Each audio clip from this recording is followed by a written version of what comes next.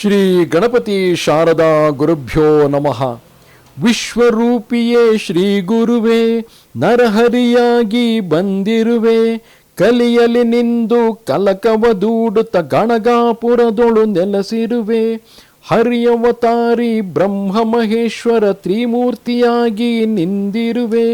ಭೀಮಾ ತಟಿಯಲ್ಲಿ ಸಂಗಮ ತೀರದಿ ಔದುಂಬರದಲ್ಲಿ ನೀನಿರುವೆ. ನರಸಿಂಹ ಸರಸ್ವತಿ ಯತಿವರ ಗುರುವರ ಸದ್ಗುರು ನೀನೇ ಆಗಿರುವೆ. ಅಷ್ಟರೂಪದಿ ಅಷ್ಟತೀರ್ಥಗಳ ದರ್ಶನವಾನಿ ತೋರಿರುವೆ. ಕಾಶಿಲಿಂಗವು ಪಾಪ ವಿನಾಶಿನಿ ಇಲ್ಲಿವೆ ಎಂದು ಹೇಳಿರುವೆ. ನಿರ್ಗುಣ ಪಾದುಕೆ ಒಳಗಡೆ ಇರುವೆ, ಭಕ್ತರು ಕೂಗಲು ಓಗೊಡುವೆ. ಶ್ರೋತೃಗಳಿಗೆ ಹಂಸಕವಿ ವಿರಚಿತ ಶ್ರೀ ದತ್ತ ಭಾಗವತದ 4ನೇ ಭಾಗ, ಉತ್ತರಕಾಂಡ, ದ್ವಿತೀಯ ಸ್ಕಂದ, ಶ್ರೀ ನರಸಿಂಹ ಸರಸ್ವತಿ ಅವತಾರದಲ್ಲಿ ಗುರುಗಳು ಬೀದರಿನ ರಾಜನಿಗೆ ದರ್ಶನ ಕೊಟ್ಟು ನಂತರ ಗೌತಮಿಗೆ ಹೋಗಿ ಬಂದದ್ದು, ತದನಂತರ ಶ್ರೀಶೈಲ, ಅಲ್ಲಿಂದ ಕದಲಿಯತ್ತ ಪಯಣ ಎಂಬ ಈ ಭಾಗದ 21ನೆಯ ಹಾಗೂ ಕೊನೆಯ ಅಧ್ಯಾಯಕ್ಕೆ ಸ್ವಾಗತ. ಓಂ ದತ್ತಾಯ ನಮಃ. ಶ್ರೀ ಗುರುಗಳು ಬೀದರದ ಯವನ ರಾಜನಿಗೆ ದರ್ಶನ ಕೊಟ್ಟು ಗೌತಮಿಗೆ ಹೋದರು. ನಂತರ ಗಾಣಗಾಪುರಕ್ಕೆ ಬಂದು ಗುರುಮಠದಲ್ಲಿ ಕುಳಿತು ಆಲೋಚಿಸ ಹತ್ತಿದರು.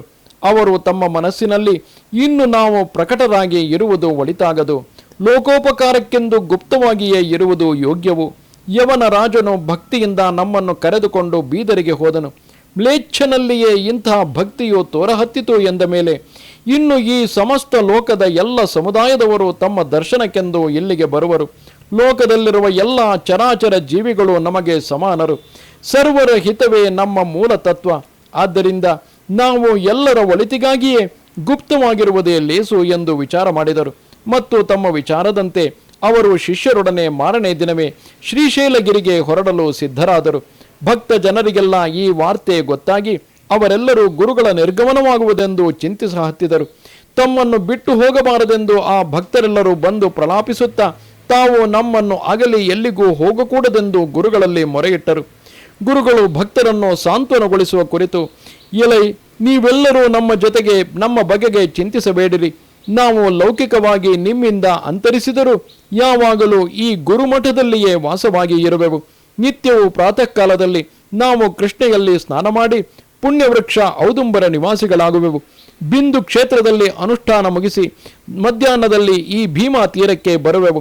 ಮಧ್ಯಾಹ್ನ ಗಾಣಗಾಪುರದಲ್ಲಿ ಗುಪ್ತ ರೂಪದಲ್ಲಿ ಭಿಕ್ಷೆ ಸ್ವೀಕರಿಸಿ ಇಲ್ಲಿ ನಡೆಯುವ ಎಲ್ಲ ದಿನನಿತ್ಯದ ತ್ರಿಕಾಲ ಪೂಜಾರತಿಗಳನ್ನು ಸ್ವೀಕರಿಸುವೆವು. ಯಾರು ಭಕ್ತಿಯಿಂದ ನಮ್ಮನ್ನು ಆರಾಧಿಸುವರೋ ಅವರ ಮೇಲೆ ನಮ್ಮ ಕರುಣೆ ಸದಾ ಕಾಲವೂ ಇರುವುದು.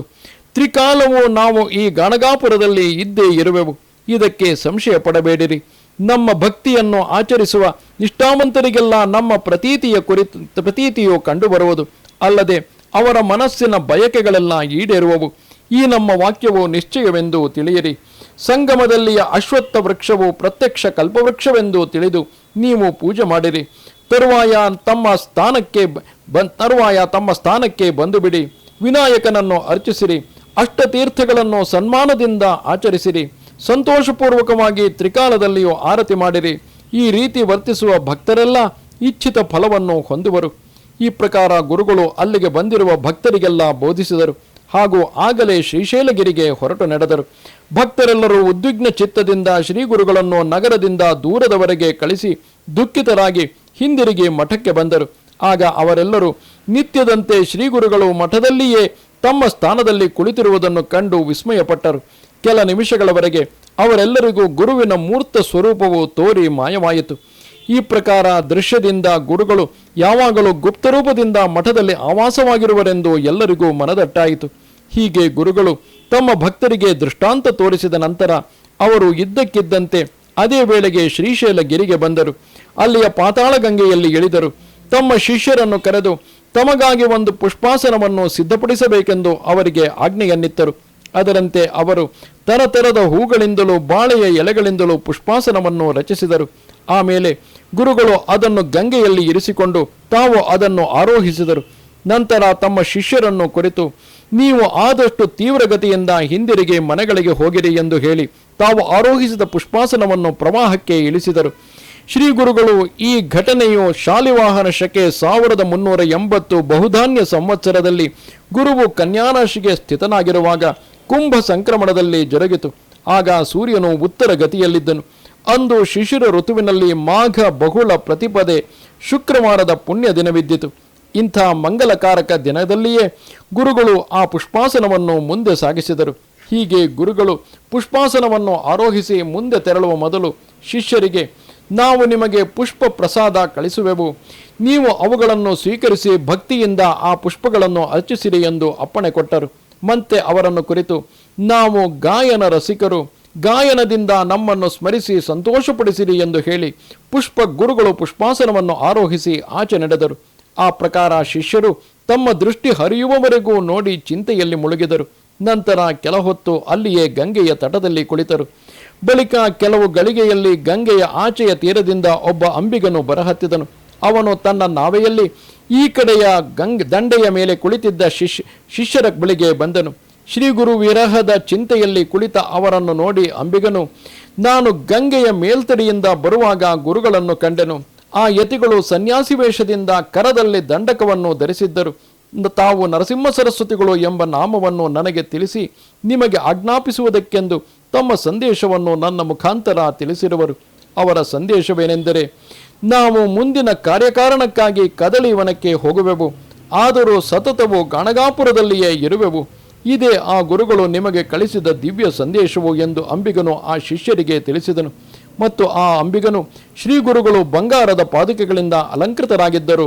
ಮತ್ತೆ ಅವರು ನಿಮಗೆ ತಿಳಿಸಿರುವುದೇನೆಂದರೆ, ನೀವು ನಿಮ್ಮ ನಿಮ್ಮ ಸ್ಥಾನಗಳಿಗೆ ಹೋಗಿರಿ, ವಂಶ ಪರಂಪರೆಯಾಗಿ ಸುಖದಿಂದ ಇದ್ದು ಬಿಡಿರಿ, ನಮ್ಮ ಮೇಲಿರುವ ನಿಮ್ಮ ಭಕ್ತಿಯು ದೃಢವಿರಲಿ ಎಂದು ಹೇಳಿ ಅಂಬಿಗನು, ಇದೀಗಲೇ ಗುರುಗಳಿಂದ ನಿಮಗೆ ಪ್ರಸಾದ ಪುಷ್ಪಗಳು ಗಂಗೆಯ ದ್ವಾರದಿಂದ ಬರುವವು, ಅವುಗಳನ್ನು ನಿಮಗೆ ಕೊಡುವುದಕ್ಕೆ ನನಗೆ ಹೇಳಿರುವರು, ನಿಮಗೆ ಅವುಗಳನ್ನು ತಂದು ಕೊಡುವೆನು, ಅದುವರೆಗೆ ನಾನು ಇಲ್ಲೇ ಇರುವೆನು ಎಂದು ಅಂಬಿಗನು ಹೇಳುತ್ತಿರುವಷ್ಟರಲ್ಲಿಯೇ ಗಂಗೆಯ ಪ್ರವಾಹ ದ್ವಾರದಿಂದ 4 ಹೂಗಳು ಅವರೆಲ್ಲರೂ ಕುಳಿತಲ್ಲಿಗೆ ತೇಲುತ್ತಾ ಬಂದವು.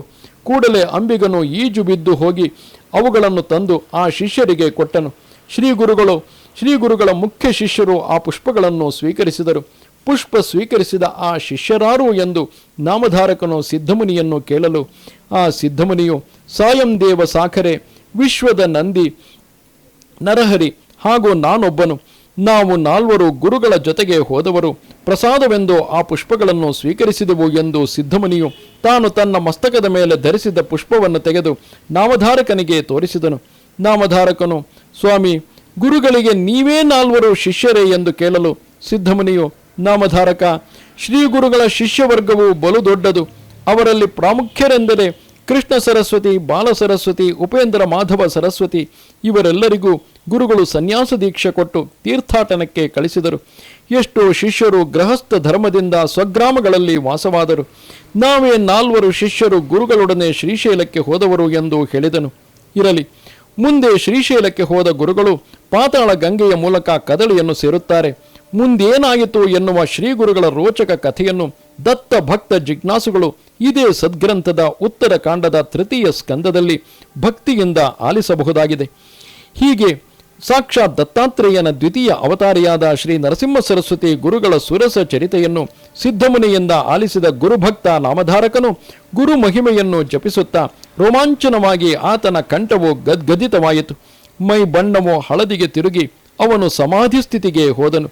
ಇದನ್ನು ಕಂಡ ಸಿದ್ಧಮುನಿಯು ಅವನ ತಲೆ ಮತ್ತು ಮುಖದ ಮೇಲೆ ಪ್ರೀತಿಯಿಂದ ಕೈಯಾಡಿಸುತ್ತಾ, ಮಗು, ಕಂದ, ಎದ್ದೇಳುವವನಾಗು, ಭಾವಶುದ್ಧಿಯಿಂದ ಶ್ರೀ ಗುರುಚರಿತ್ರೆಯನ್ನು ಶ್ರವಣ ಮಾಡಿದ ನೀನು ಈ ಭವಸಾಗರವನ್ನು ದಾಟಿರುವೆ. ಆದರೆ ಕಂದ, ಭಕ್ತವತ್ಸಲ, ನೀನು ಹೀಗೆ ಸಮಾಧಿ ಯೋಗದಲ್ಲಿ ಕೂರುವುದು ಯೋಗ್ಯವಲ್ಲ. ನೀನು ಗುರುಚರಣರ ಮಹಾತ್ಮೆಯನ್ನು ಕುರಿತು ಪ್ರಶ್ನೆ ಮಾಡಿದಂತೆಲ್ಲ ನನಗೂ ಅವರ ಅಮೃತಮಯವಾದ ಚರಿತೆಯು ಸ್ಮರಣೆಯಾಯಿತು. ಇದರಿಂದಾಗಿ ನಾವಿಬ್ಬರು ಭಾಗ್ಯವಂತರೇ ಹೌದು. ಹೇಳು, ಈಗ ಲೋಕೋದ್ಧಾರಕ್ಕಾಗಿ ನೀನು ಕೇಳಿದ ಸಾಕ್ಷಾತ್ ಅನಸೂಯ ಅತ್ರಿನಂದನನಾದ ದತ್ತಾತ್ರೇಯನ ಕಲಿಯುಗದ 2ಯ ಅವತಾರಿಯಾದ ನರಸಿಂಹ ಸರಸ್ವತಿ ಯತಿಗಳ ಸತ್ಕಥೆಯನ್ನೊಳಗೊಂಡ ಶ್ರೀ ಗುರುಚರಿತೆಯನ್ನು ಭೂಲೋಕದಾದ್ಯಂತವಾಗಿ ಪ್ರಸಾರ ಮಾಡು ಎನ್ನಲು ನಾಮಧಾರಕನು ಸಿದ್ಧಮುನಿಯ ಕಾಲಿಗೆರಗಿ, ಗುರುದೇವ, ಸದಾ ನಿನ್ನ ಕರುಣೆಗಿರಲೆಂದು ಶ್ರೀ ಗುರುಚರಿತ ಕಥಾಪ್ರಸಾರಕ್ಕಾಗಿ ಲೋಕದತ್ತ ಸಾವಧಾನವಾಗಿ ಹೆಜ್ಜೆ ಹಾಕಿದನು. ಪೂರ್ವದಲ್ಲಿ ವೇದಧರ್ಮನು ತನ್ನ ಶಿಷ್ಯನಾದ ದೀಪಕನಿಗೆ ಹೇಳಿದ ಶ್ರೀ ದತ್ತ ಮಹಾತ್ಮೆಯು ಕಲಿಯುಗದಲ್ಲಿ ದತ್ತಾತ್ರೇಯನ ಪ್ರಥಮಾವತಾರಿಯಾದ ಶ್ರೀಪಾದ ಶ್ರೀವಲ್ಲಭ ಚರಿತಾಮೃತವನ್ನು ಬರೆದ ಶಂಕರ ಭಟ್ಟನ ಸದ್ಗ್ರಂಥವು. ಇತ್ತ ಸಿದ್ಧಮುನಿಯಿಂದ ನಾಮಧಾರಕನಿಗೆ ನಿವೇದಿಸಲ್ಪಟ್ಟ ಶ್ರೀ ಗುರುಚರಿತ್ರೆಯನ್ನು ವಿಸ್ತರಿಸಿದ ನಾಮಧಾರಕನ ಸತ್ಕಥೆಯ ತ್ರಿಕುಟ ಸಂಗಮವೇ ಬರುವ ಸಂವತ್ಸರಗಳಲ್ಲಿ ಸಂಪೂರ್ಣ ಶ್ರೀ ಗುರುಚರಿತ್ರೆಯಾಗಿ ಹಲವಾರು ಭಾಷೆಗಳಲ್ಲಿ ಭೂಲೋಕದಲ್ಲಿ ಪ್ರಸಾರಗೊಳ್ಳಲಿ ಎನ್ನುವಲ್ಲಿಗೆ ಶ್ರೀ ದತ್ತ ಭಾಗವತ ಉತ್ತರಾಕಾಂಡದ ದ್ವಿತೀಯ ಸ್ಕಂದದ ಈ ಸಮಾರೋಪಾಖ್ಯಾನ ಅಧ್ಯಾಯವು ಇಲ್ಲಿಗೆ ಮುಕ್ತಾಯವಾಗುತ್ತದೆ. ಅವಧೂತ ಚಿಂತನ ಶ್ರೀ ಗುರುದೇವ ದತ್ತ. ನಮಸ್ತೆ ಶಾರದೆ ದೇವಿ ಕಾಶ್ಮೀರ ಪುರವಾಸಿನಿ ತ್ವಾಮಹಂ ಪ್ರಾರ್ಥಯೇ ನಿತ್ಯಂ ವಿದ್ಯಾದಾನಂಚ ದೇಹಿಮೆ. ನಮಸ್ಕಾರ.